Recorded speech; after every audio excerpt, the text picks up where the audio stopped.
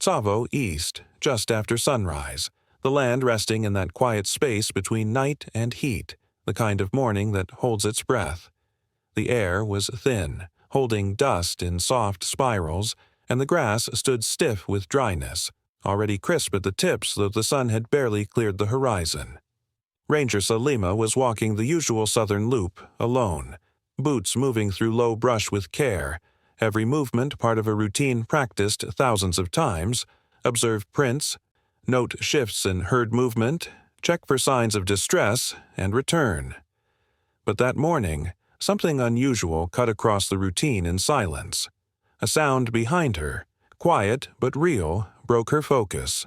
Not a threat. Not yet. Just wait. When she turned, he was already standing there. A lion, alone, wounded, not charging, not crouched, just there, behind her, the way a shadow arrives before it's seen. His left foreleg hung oddly, bent slightly outward, the joint swollen and raw. Blood had dried in streaks across his flank, and each rib on his side pressed too sharply against the skin, more bone than strength. His head hung low, tongue just visible between his teeth, not in menace, but fatigue. They stood like that for a breath, maybe two. The lion not retreating and Salima not moving, both suspended in the quiet weight of decision. The rules were clear. Never turn your back, never run, never shout. But this wasn't a charge. It wasn't even a confrontation. This lion had not come to fight. His body, tense with injury, looked near collapse.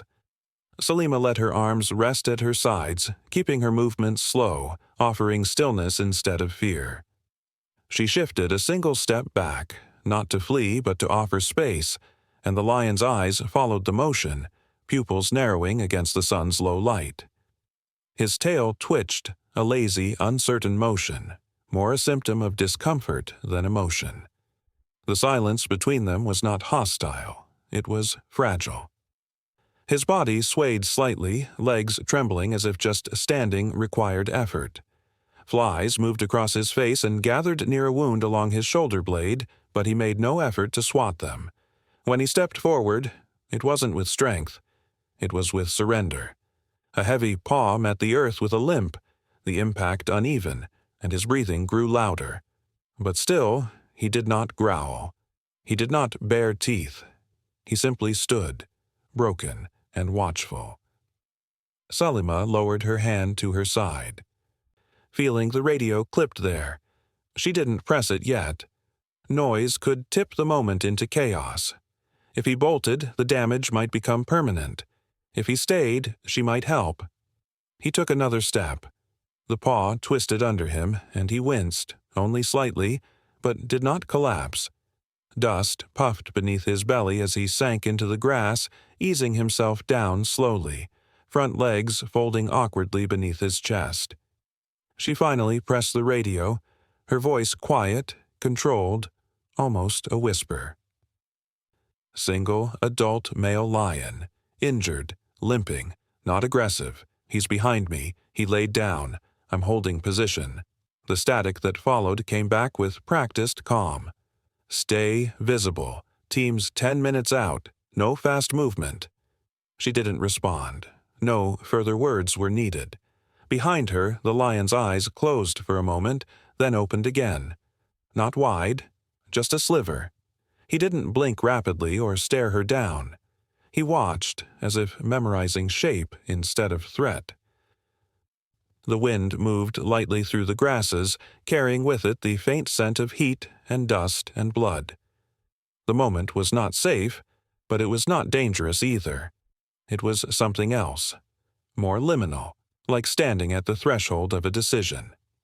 A line had been drawn not by aggression, but by suffering, and neither of them crossed it. Salima stood quietly, no movement beyond her breath, watching the rise and fall of his ribs, which were shallow but steady. The lion did not shift position. He remained where he was, his body curled awkwardly around the injury, eyes half-lidded, tail still. She knew what could happen if he spooked. One wrong movement could snap a tendon or tear open a deeper wound. If he disappeared into the bush, there would be no chance to find him again before infection set in. If he stayed, and they moved with care, he might survive. That was the stake. If he ran, he could die. If he allowed them near, he might live. She breathed evenly, once again letting the silence stretch, watching his chest rise and fall, waiting for the support team to appear. From the ridge came the faintest sound of tires over dry earth, a soft approach, no engines revving, just slow progress.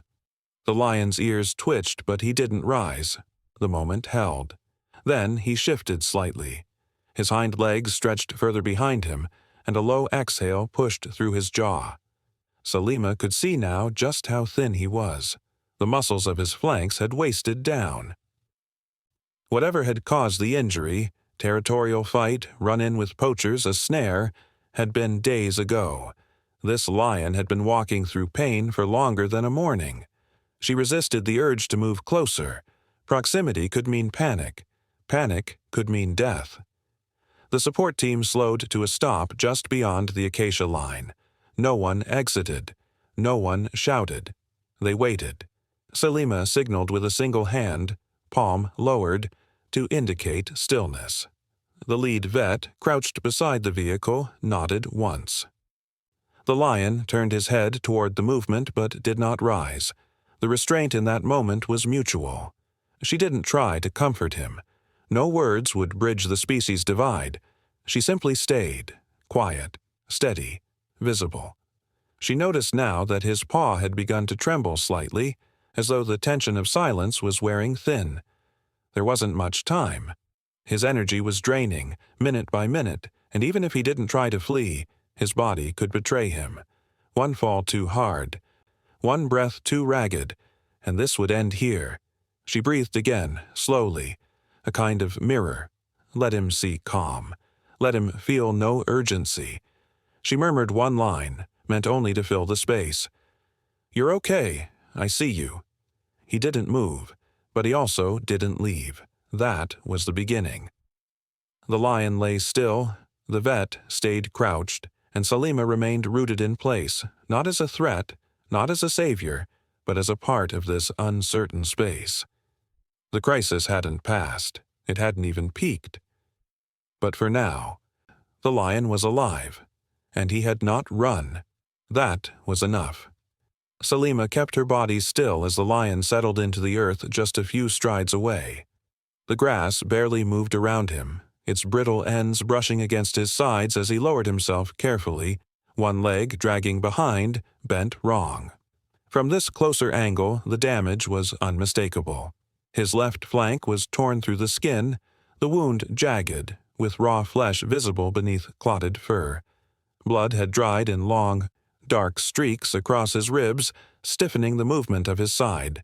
The front paw on that same side was coated with more fresh blood, glistening slightly in the new light, the pads swollen and split. Salima counted at least 2 deep puncture marks, likely from a fight, not recent, but recent enough to have not yet begun healing. His breathing was shallow but rhythmic, nostrils flaring with each inhale, and his mouth hung just open, the tongue barely visible. He blinked slowly. The motion deliberate, not weak, but restrained. He did not growl or snarl. He simply watched her, his body coiled not in aggression, but in guarded surrender. Her instincts kept her rooted.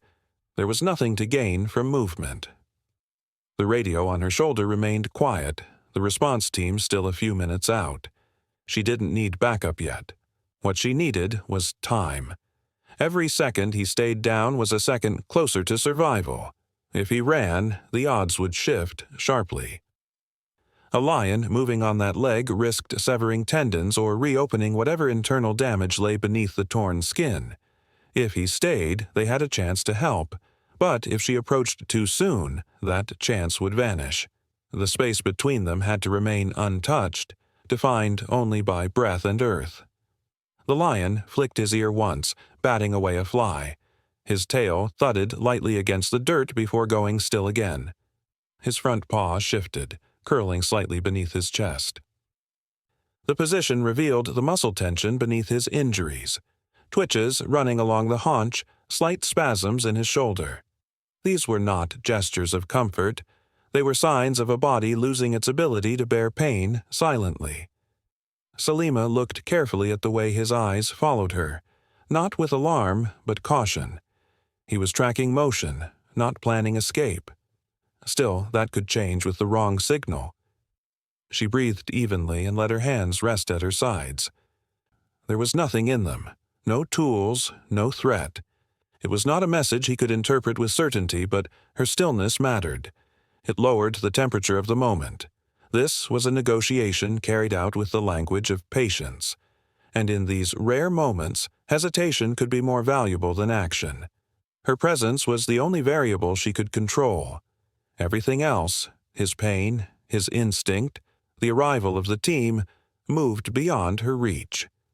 He shifted again, inching his hind leg closer to his belly, tucking it under with visible effort. The motion sent a soft ripple through the open wound at his side. A small trickle of blood wet the fur beneath the gash, red threading through dust. He made no sound, but his breath caught in his chest, held for a second too long before resuming. Salima noted the delay. The injury was worsening by the hour. If infection hadn't already begun, it soon would. With that much tissue exposed, the heat alone could spread it faster than they could treat. And if he left now, fled into the brush with adrenaline as his only shield, he might die before they found him again. The choice hung in the air. Intervene too early and lose him, wait too long and lose him anyway. She whispered low, not as command, not as comfort, but as a placeholder for calm. Just stay. The words barely moved the dust between them. He did not respond. He simply watched, but he did not rise. That mattered. The sound of the distant engine softened now to a pause. The vehicle had stopped. They were waiting beyond the rise, giving her the space she needed. The silence that followed was full, not with tension, but with possibility. Salima shifted one foot subtly, just enough to realign her weight, and the lion's eyes tracked the motion, not startled, just aware. That gaze stayed steady, unblinking for a beat longer than seemed comfortable, before lowering briefly to the ground between them. He blinked again, slower this time. For the first time since he had emerged behind her, his body eased, not in surrender, but in temporary rest. The front paw relaxed, spreading slightly in the dirt. His ears no longer twitched as often. His tail lay quiet. There was no collapse, no sudden drop. But the posture of readiness had loosened, if only by a fraction. He had not accepted her. He had not trusted her. But he had stayed. What remained now was risk, still immense. If the vet team approached too quickly, he could rise. If she stepped wrong, he could bolt. His condition was deteriorating visibly. His skin around the wound had begun to inflame, reddened and puckered. Every motion showed the strain in his muscles. But for now, for this breath, he remained on the ground. That was the threshold. Nothing had been won, but nothing had been lost. Not yet. The soft click of the radio faded into the rising warmth of the morning, swallowed by the stillness between them. Salima had spoken only the necessary words, her voice low, the message brief. Now she said nothing. No commands, no gestures. The lion, his body resting in a coil of dust and dried grass, had not moved more than the twitch of a paw or the slow adjustment of his breathing. 20 feet separated them. That distance in any other setting would have belonged to a threat. Here, it belonged to something else, something quieter. Not trust, not yet, but not fear either. The minutes that followed were unmeasured, thick with tension but not alarm. Salima remained motionless, knees slightly bent, spine steady. She had trained for stillness before, in briefings and field exercises, but this was different. This wasn't a performance. It was a presence. Her focus was entirely on the lion. Not to control, not to diagnose, but to remain. If he stayed, they could help. If he moved, they would lose him. The risk was immediate and unchanged. The injury itself still bled slowly at the edges, and his leg, tucked in under the weight of his body, trembled just faintly with strain. Time was thinning around him. The lion's face remained low to the ground, chin nearly brushing the earth. His eyes drifted closed, but never fully. Each shift in Salima's shadow brought a small flicker of awareness, a slow, thoughtful tracking of her form. It was not a calculation. It was survival.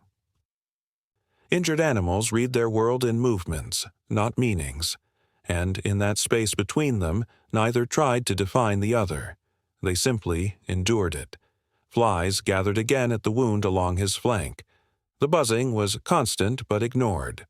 The lion did not snap at them. He did not groan or growl. He did not hide his pain. The body betrayed its limits in posture and breath. His sides moved shallowly, steadily, and occasionally with effort. When a warm gust passed over the clearing, carrying dust into his nostrils, he lifted his head just slightly, then let it fall again. The motion cost him. His front paw shifted forward, toe pads curling slightly. He exhaled. From the ridge, Salima knew the others were waiting. The team would remain out of sight until she called. That was the plan. No movement, no engines, no unexpected footsteps on dry soil. The lion needed to believe the world wasn't changing yet. If anything startled him, if the scent of too many boots arrived before his body was ready, he could flee. And with a wound that deep, that movement could turn from retreat to collapse in minutes. She murmured just once without meaning to. "Easy now." The words dropped into the space gently, like dust settling. There was no reaction. The lion did not bristle. His ears twitched only once, responding more to the breeze than the sound. She took that as a measure of tolerance. He was holding, not because of her, but in spite of everything. A bead of sweat traced its way down her temple. She did not wipe it. Her hands remained at her sides, her legs still aching from their locked position. The ache didn't matter. The only thing that mattered was the shape of the lion's breath and the stillness between them. She studied his wound again. The tissue around it looked swollen now. Darker. There was little doubt infection had begun. If he did not receive antibiotics within hours, the inflammation would spread fast. If it reached his lungs, it would take him without warning. The skin around his paw had split open, likely from dragging his weight over rough terrain. And yet, he had not cried out. His silence wasn't a sign of peace. It was the weight of endurance. Salima shifted her weight only slightly, just to relieve the pressure in one knee. The lion blinked. Nothing more. His body stayed low. His muscles no longer taut. He had not given up. There was still awareness in his face, but he was tired. Bone-deep tired.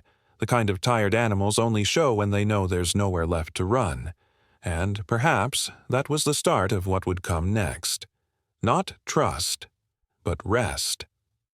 The light had shifted slightly. The sun edged over a line of distant trees, and its warmth softened the blue-gray of morning into gold.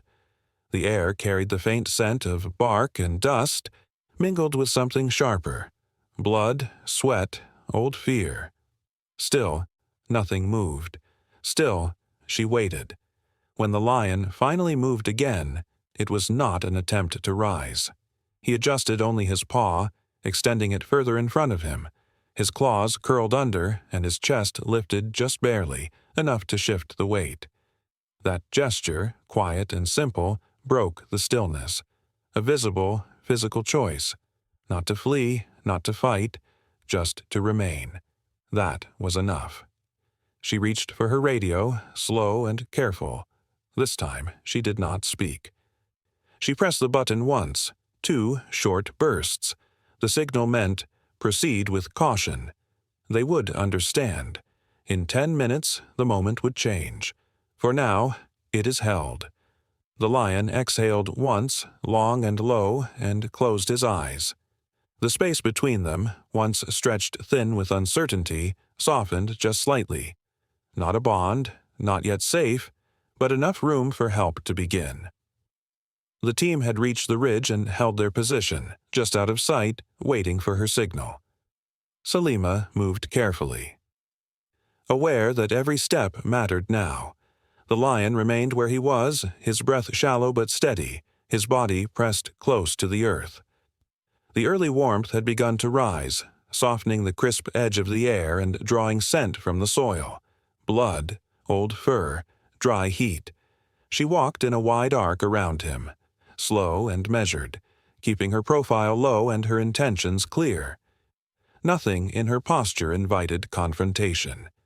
She carried only a shallow metal bowl and a small water container, her hands empty of anything else. He lifted his head halfway when she changed position but didn't lift it all the way. His ears tracked her, the left one twitching slightly at the buzz of a fly near his wound.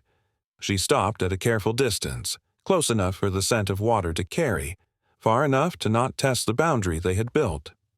With both knees bent, she lowered the bowl slowly onto the ground. The water sloshed gently, quiet but present. She poured only a small amount, enough to scent the dust, enough to catch the light. The lion's gaze followed her hands. No movement beyond that. No recoil. No aggression. Only observation. She stepped back without a word, returning to her previous position, placing herself once more outside his sphere. Her feet sank slightly into the dust as she settled. The bowl sat between them like an unspoken offer, neither refused nor accepted. His eyes did not leave it. They blinked, slowly, as if the action itself carried weight. His chest rose again with a visible effort, then lowered. The front paw closest to the bowl curled faintly, but the rest of him stayed motionless. He looked, but did not move. Salima did not urge him forward. The offering had been made. His response was his own. She waited in silence, her hands resting loosely in front of her, shoulders dropped. It was no longer about what she could do. The risk remained unchanged. His condition was still critical. Dehydration was just as dangerous now as infection. Without fluid intake, his organs would continue to strain, his blood would thicken, and his ability to recover would diminish with each passing hour. But water, even freely given, could not be forced. He had to choose to reach it. That was the line they stood on now. The lion blinked again, slower this time, and shifted the weight of his body slightly toward his right. The motion caused a faint shiver to run through the length of his side. And he stilled again, clearly gauging what his body would allow. His hind legs remained tucked, unused. The paw closest to the wound twitched but did not stretch forward. He did not lower his head. He did not drink. Salima kept her attention on his breathing. It had not worsened. That alone was something. The sun rose another inch, sending a faint shimmer over the land. The bowl reflected the light, a small glint in the dust. A tiny fly landed on its edge, then lifted again. The lion's gaze shifted momentarily toward the movement, then returned to stillness. His response was not dramatic, but in his stillness there was no resistance, no fear. That was the only measure they had. He had seen the water. He had not recoiled. The body language was not acceptance, but it was awareness, and that mattered. From the ridge, the vet crouched beside the vehicle, watching through binoculars, waiting for Salima's next cue. There would be no approach until the lion gave some sign, any sign, that he would tolerate more. A drink would mean a moment of peace. A step would mean a decision to move. But right now, all they had was a blink, a breath, a still, tired body not turning away. The longer he stayed down, the more time they gained. But the margin remained narrow. If his condition turned, it would turn quickly. There was no time to misread this moment. She watched as he let his chin rest fully on the ground again, eyes still half open. The bowl remained untouched. The water cooled in the dust, but nothing had broken. The light continued to shift, pale gold spilling across the dry field. A breeze stirred the grass nearby, carrying the smell of acacia and something older. The lion's ears tilted with it, but his body remained in its position, watching, aware, unmoving. It was not progress, but it was not retreat. And sometimes in the wild, that quiet pause was the closest thing to hope they could afford. Salima exhaled once, soft and slow, and let the silence hold. Nothing else needed to happen yet. The bowl of water sat between them, and for now it was enough that it had not been refused. The sun had climbed steadily, casting longer shadows beneath the scattered trees, and the air had begun to thicken with the scent of heat and dust. The lion remained where he had been, eyes half closed, his body resting in the same fragile posture. The shallow bowl of water still sat undisturbed nearby, its surface rippling only slightly from the wind. Salima hadn't moved for nearly half an hour. When the sound of slow footsteps approached, she turned her head just enough to acknowledge the arrival of the vet and 2 rangers, all walking carefully through the brush, their pace deliberate, their movements quiet. The team paused at the perimeter, observing first, scanning for any tension in the lion's body, any twitch or breath that would signal a change in threshold. But he didn't move, didn't growl, didn't rise. He simply opened one eye, regarded the forms with a tired gaze, and lowered his head again. That was the signal they needed. Not approval, just tolerance. The vet knelt a few meters from Salima, equipment case resting in the dirt beside her. She didn't reach for anything immediately. Instead, she watched. The lion's flanks rose and fell at a steady pace, but too shallow for comfort. The wound along his side had darkened further. The edges no longer just raw, but visibly inflamed. The paw had swollen more since sunrise. His gums, when briefly checked, were pale and dry. A quiet murmur passed between the rangers, confirmation that hydration levels were critically low. But it wasn't just his condition that shaped their urgency. It was what was missing. There were no other lions nearby. No scent trails, no fresh scat, no signs of a recent pride moving through the area. A single lion injured this far from usual territories should not have survived the night alone. And yet, here he was. The absence said enough. They searched the ridgeline for clues. There were shallow paw prints from earlier that morning, his alone. No others overlapping. No smaller imprints from younger lions. No territorial markers nearby. His mane, though dusty and torn, showed signs of age, full enough to suggest maturity but not dominance. The gashes on his body told a familiar story. Likely ousted, either by a younger challenger or turned away by his own. When lions are defeated, they are given no mercy. They are left, and often they do not return. Whether from rejection or failure, he had crossed some boundary that could not be walked back. The vet reached slowly into her bag and prepared a mild sedative, low dose, just enough to manage pain if he accepted intervention. But it wouldn't be administered immediately. First, he had to decide. Salima remained where she was, still and calm, offering no cues but presence. The lion shifted slightly, adjusting his hindquarters, and exhaled sharply, a sound more like a sigh than a protest. When the vet moved a step closer, syringe still capped, he raised his head, not in resistance but awareness. His eyes met hers. His ears didn't flatten. No sound came from his throat. His body stayed down. That was the moment they needed. The vet leaned in slowly, pressing the sedative into the loose skin near his hip, holding the syringe steady as the medication entered. He flinched only once, then lay still again. No growl, no turn of the head, just one long breath and a return to stillness. Salima watched his face carefully. The trust wasn't there, but the fight had softened. They waited together, counting the seconds, measuring his breath. Within minutes, the tremors in his paw slowed. His head lowered fully to the earth. His body slackened, not in collapse, but in relief. It was the first time since he appeared that his muscles had fully released. His ribs no longer moved with effort. They rose and fell evenly now, the sedation allowing him a moment of rest. And in that quiet, the truth settled gently in the air. They would not relocate him. He wouldn't survive transport. The risk of further injury during movement, of shock setting in before they reached any holding center, was too high. He would be treated here, in place, if he allowed them to continue. The vet began cleaning the wound, warm antiseptic and sterile gauze moving across the skin with practiced calm. The infection had not yet turned systemic, but it was close.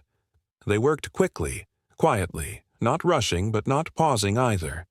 The ranger beside her kept watch on the lion's eyes, now closed but flickering beneath the lids.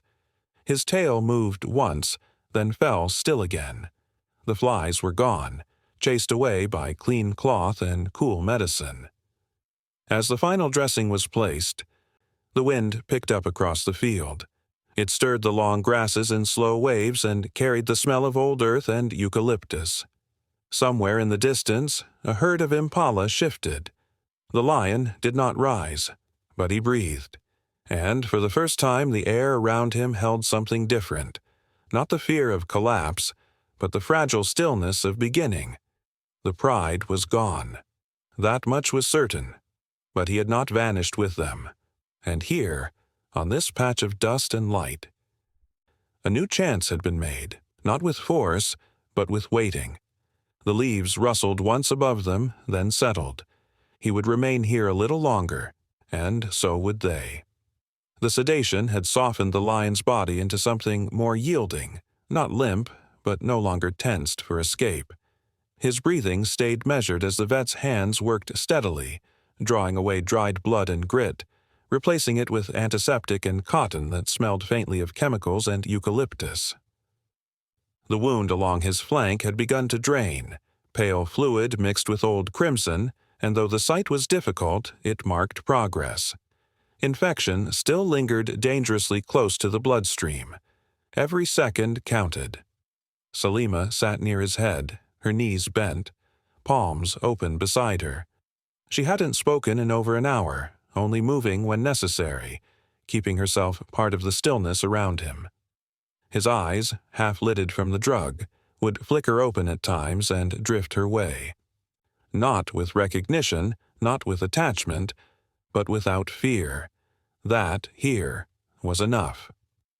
Dust from the earth clung to the creases in his paw, and a faint tremble passed through his shoulder when the vet pressed just below the rib cage to feel for swelling. He didn't recoil, only shifted his back foot a few inches before resting again. When the cleaning reached the sore pads of his front leg, his breath hitched once and his chest rose higher. Salima instinctively moved a little closer. One hand resting near his cheek, not touching, only present. The lion's whiskers twitched against the air, then fell still. For a moment, no one moved. The silence returned, weighted now with a fragile balance. The only sound was the faint stir of cloth brushing fur. Then it happened.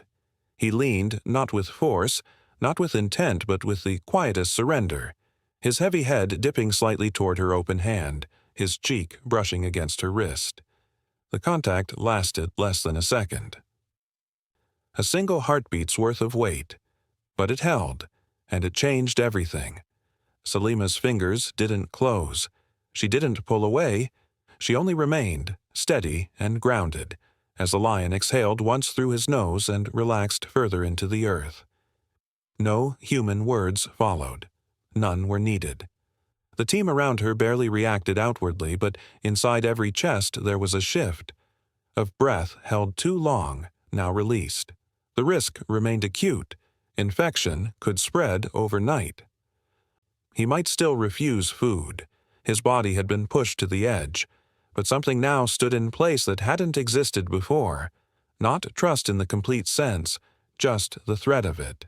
A thread woven thin from stillness, patience, and quiet presence. It was the beginning of consent, not cooperation. His survival still depended on what happened in the next 12 hours, whether he allowed another approach, whether he accepted hydration or any signs of food. They would not force. They could not. That thin connection could vanish with one misstep. As the treatment ended, the vet rechecked the bandages and stepped back, leaving behind a small cloth soaked in antiseptic beside his paw for scent acclimation. The lion didn't lift his head. He only blinked again, eyes fluttering closed this time with less strain. A warm breeze swept through the clearing, curling past his body, lifting flecks of fur from the edges of the wound and sending them into the field's tall grass. The air had begun to cool, the sun dropping low enough to soften the sky's color to pale orange. No sound came from the lion now, not even a grunt, only the hum of insects and the steady pulse of breath rising and falling from his ribs. Behind them, the dry reeds swayed gently, the wind weaving through them like a whisper that said nothing but remained close. The team would sleep nearby that night in shifts, close enough to respond, far enough not to intrude. He would be watched, not touched. The decisions from this point forward belonged to him, but in that brief, almost invisible lean, Salima knew something had passed between them.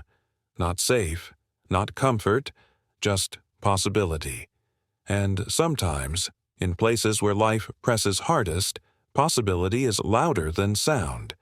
The light dipped lower still, and a single bird flew overhead, its wings casting a fleeting shadow across the lion's body. In the fading warmth, he rested without flinching, and the grass bent softly around them, as if folding the moment into memory. The ground was dry beneath him, still warm from the long heat of the day, but cooler now under the shadow cast by the temporary tarp. Insects hovered low, their sound constant but soft, part of the background rhythm that had never left since his arrival. A breeze moved across the slope, brushing the lion's coat, which had grown less dull in recent days, the scabs along his flank healing in clean, narrow lines beneath the gauze. He had not moved far in over a week, only shifting slightly to adjust his body, his breathing shallow but firm. Food had been offered sparingly. Small cuts of lean meat left at a respectful distance, untouched at first, then slowly taken. Water had remained within reach. His eyes had stayed clear. They watched, always. And today, just after the sun slipped past its peak, he stood. It wasn't sudden, nor graceful. His body rose in stages, first the front, then the back, his limbs shaky but aligned. No sound came from him, only the creak of his own muscles waking after stillness. Salima had been sitting nearby, writing quietly in her field notes when she noticed the shift in posture. She said nothing. The others, too, paused in their movements, watching without approach. He took one step, slow, deliberate, the pads of his feet pressing into soft dust where shade met light. His body swayed slightly as he corrected his balance. Another step. The tarp behind him rustled faintly in the wind, and a long, brittle blade of dry grass brushed his hind leg. He did not pause. Each movement was cautious, driven by instinct more than decision. He crossed the clearing with the kind of steadiness that comes from memory, not of this place, but of walking itself. Pain clung to his stride, but it did not interrupt it. His shoulder dipped unevenly where the wound had once split open, but there was no bleeding now, no sign of collapse. His rib cage, though still visible, no longer stretched tight with each breath. There was strength returning in waves, faint but rising. Salima's breath caught in her throat once as he passed within 6 feet of her boots. She did not extend a hand. No gesture interrupted him. This moment belonged to him entirely. Behind him, the edges of human presence were beginning to fade, tracks smoothed by wind, containers packed, shelters folding into fabric. The decision had been made that morning. If he moved on his own, they would not follow. If he lay back down, they would wait another day. But if he chose the open bush, if his body carried him that far, The choice was to be honored. They had done what they could. Beyond this, nature would take over again. He continued forward, down the slope, toward the edge of a thicket where taller grass waved gently in the fading light. Birds stirred in the branches, and the sky had begun to shift, blue, softening toward rust. His tail moved with him, low but steady, no longer curled against his side. A fly buzzed near his ear, and he flicked it away with a brief twitch.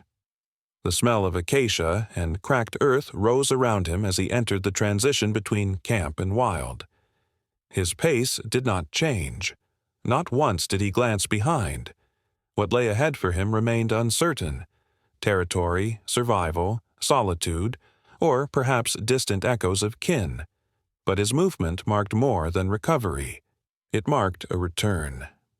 In that motion was something unspoken, not forgiveness, not bond, only the quiet agreement between a wounded body and the earth that holds it. The last of his shadow passed beneath the leaves, his form swallowed by grass tall enough to cover his back. The wind passed softly through the clearing once more, and the tarp behind him flapped gently as if exhaling. From the high ridge beyond, one lone bird called into the stillness. The footage arrived in the early morning, time-stamped just before dawn. The cameras had been triggered by movement along the far boundary of the southern corridor, an area monitored for transient wildlife, but rarely frequented this time of year. Salima was the first to review the sequence, her fingers still cold from the night air as she transferred the data. On screen, the brush trembled faintly in the grainy frame. Then a shape emerged, slow at first, cautious but unmistakably whole. He was thinner than most adult males, but no longer gaunt. The sway of his limbs held rhythm now, not the fragile, uncertain stutter they had known. His coat bore faint scars where deep lacerations had healed over, patches of fur shorter than the rest, like threads sewn by time and patience. Yet his step did not falter, and behind him 5 figures followed. The pride moved in loose formation, 2 females younger than him, and 3 juveniles. They kept distance, but not avoidance. At one point a cub paused, stepping lightly on his trailing paw, and the lion turned his head, not sharply but with measured awareness. He did not growl. He did not shift his weight. The camera caught that moment with a quiet stillness, the kind of glance that holds neither invitation nor rejection. Then they continued forward, the grass closing behind them like a curtain drawn, slow and soft. Salima leaned back in her chair as the loop ended. Outside the ranger station, birds had just begun their morning call. Insects stirred beneath the undergrowth. The day would rise hot again, the same as most others, but this morning held a kind of stillness in its center. It had been nearly 4 weeks since the lion had walked away. They had not followed, as promised. No tracker had been used, no interference placed between him and the land he had reclaimed. The last she had seen of him was his back fading into reeds. Now he had returned, not to them, but to himself, and found place again among his kind. There had always been risk. Injury could have worsened. Predation, starvation, territorial conflict, all present, all unspoken, all part of the landscape into which he vanished. Even now, nothing was guaranteed. No alliance between lions is permanent. He may stay with this pride, or he may drift again, never fully belonging but never entirely lost. Yet the images told enough. He had healed. He had survived. And somewhere along the margins of instinct and memory, he had trusted. Once. In the clip's final seconds, the lion passed beneath a lone tree. The wind shifted the upper branches as he moved, the light just beginning to touch the horizon. The smallest cub stumbled, chasing the others, and a burst of dry leaves stirred behind them, carried in the wake of motion. The pride disappeared into a tall brush, and the screen flickered back to stillness. Salima closed her laptop gently, hands resting for a moment on its surface. Outside, the leaves rustled low against the station walls. the sound thin and constant. Across the plains, the wind moved westward. Nothing more was said. Nothing more was needed. Picture prompt: a dusty African savanna at sunrise, golden light spilling across cracked earth and dry grass. In the foreground, a wounded male lion lies in a shaded patch near a small water bowl, his amber eyes half-lidded, coat matted with dried blood, his front paw swollen and bandaged. Beside him, a calm female ranger in olive-green uniform crouches at a respectful distance, one hand resting softly on the earth, the other holding a radio loosely. Her posture is non-threatening, eyes focused with quiet concern. The lion does not move, but his ears are forward, alert. A soft breeze moves the edges of a worn tarp shelter behind him, where veterinary supplies sit unopened. The background is quiet, with acacia trees dotting the horizon and a faint dust haze in the air. The mood is silent, reverent, a moment of fragile trust between wildness and care.